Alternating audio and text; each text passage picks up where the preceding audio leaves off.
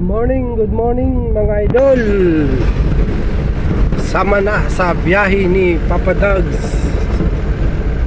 So ngayon mga idol, andito tayo sa Sigsag. Binabaybay natin tong Sigsag. Papunta tayo ng Tinigban, Aroroy, Masbate.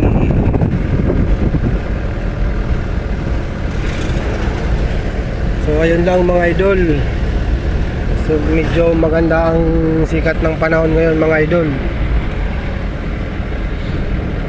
Kaya medyo aliwalas ang kapaligiran. Ito yung Sigsag mga idol sa Masbate. Yan. Pag ganitong maganda ang panahon dito,